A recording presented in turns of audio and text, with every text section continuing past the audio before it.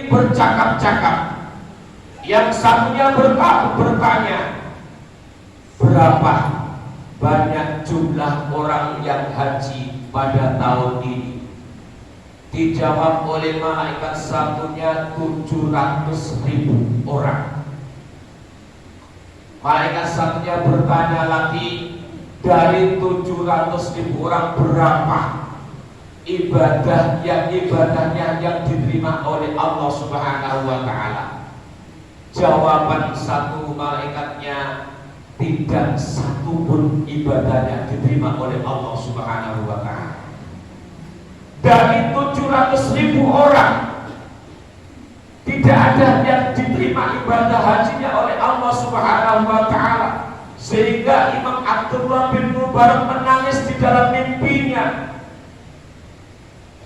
Betapa payahnya untuk bisa melaksanakan haji, mulai nabung, mulai membayar sampai pergi ke sana, itu butuh tenaga, butuh upaya yang sangat-sangat besar. Kenapa semuanya tidak diterima oleh Allah Subhanahu wa Ta'ala? Beratapilah Imam Abdullah bin Mubarak di dalam mimpinya dengan menangis, lalu melanjutkan mendengar percakapan dua malaikat. Ada satu ibadahnya yang diterima oleh Allah Subhanahu wa Ta'ala. Ada seseorang yang ibadah hajinya diterima oleh Allah Subhanahu wa Ta'ala, meskipun orang itu tidak menunaikan ibadah haji ke Mekah dan Madinah. Siapa itu? Kata malaikat satunya, yaitu Sa'id bin Muhafa. Beliau tidak jadi pergi haji, tapi hajinya mabrur. Beliau tidak jadi berangkat haji, tapi dosa-dosanya diampuni oleh Allah Subhanahu wa Ta'ala. Maka Imam Abdullah bin Mubarak bangun. Setelah bangun, menyelesaikan ibadah hajinya. Setelah ibadah hajinya selesai, tidak langsung pulang. Dia mencari siapa gerangan orang ini yang satu-satunya ibadah hajinya diterima oleh Allah Subhanahu wa Ta'ala dan bisa mengangkat berkat beliau 700.000 orang ibadah hajinya diterima oleh Allah Subhanahu wa Ta'ala. Dicari di kota Damsyik atau Damaskus, sekarang Syria. Beliau mencari sesuai apa yang ada di dalam mimpinya, yaitu Sa'id bin Muhafa, tukang sul sepatu. Bertanya dari satu tukang ke tukang yang lainnya, adakah di antara bapak ini yang namanya Sa'id bin Muhafa? Tidak ada yang tahu. Tanya lagi kepada yang lain, ternyata alhamdulillah ada yang tahu, ditunjukkan bahwasanya Sa'id bin Muhafa ada di ujung kota ini. Beliau langsung bergegas untuk mencarinya, dan alhamdulillah ketemu. Bertanya, apakah betul Anda ini yang namanya Sa'id bin Muhafa? Iya, betul. Tidak disangka, karena pada saat itu beliau masih menjadi tukang sepatu, pakaiannya lusuh dan kotor, orangnya tidak begitu necis atau yang kita bilang gaya, tapi beliau sangat sederhana sekali, bahkan pakaiannya lusuh. Balik bertanya, Anda siapa? Saya Abdullah bin Mubarak. Beliau meneteskan air mata. Anda adalah ulama yang hebat. Anda adalah ulama besar di kota ini. Ada apa mencari saya? Abdullah bin Mubarak sulit untuk memulai pertanyaannya. Sedikit demi sedikit beliau memberikan diri bahwasanya bertanya punya amalan apa.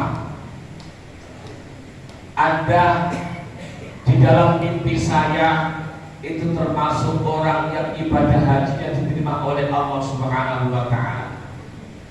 Karena orang yang berilmu itu orang yang bertawadhu, maka jawabannya saya tidak punya perbuatan apa-apa, saya tidak punya wiridan apa-apa, saya tidak punya amalan apa-apa.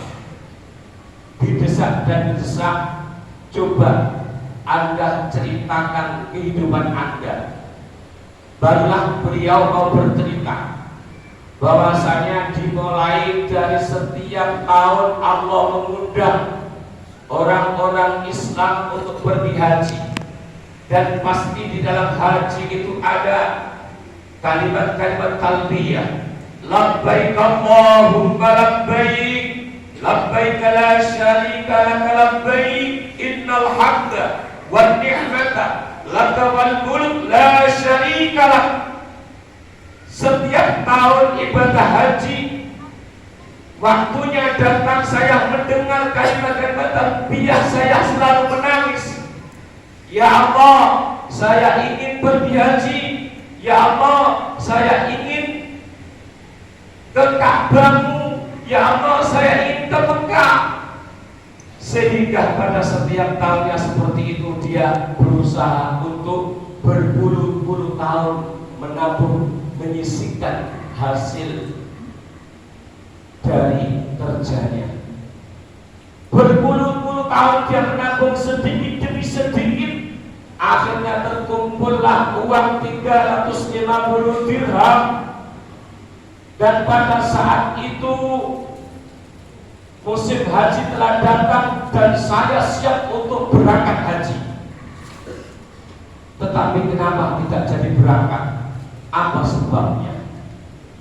Dijawab oleh Sa'id bin Muhafa, karena pada saat itu istriku sedang hamil, istriku sedang ngidam berat, dan pada saat itu tercium bau masakan yang lezat, tercium bau masakan yang enak, sehingga istriku minta kepadaku, tolong suamiku, aku mintakan sedikit masakan yang kita cium aromanya ini. Tolong sebelum engkau berangkat meninggalkan aku, mintakan aku sedikit saja masakan yang lezat ini. Akhirnya Sa'id bin Muhafa mencari dari mana sumber aroma masakan yang lezat itu.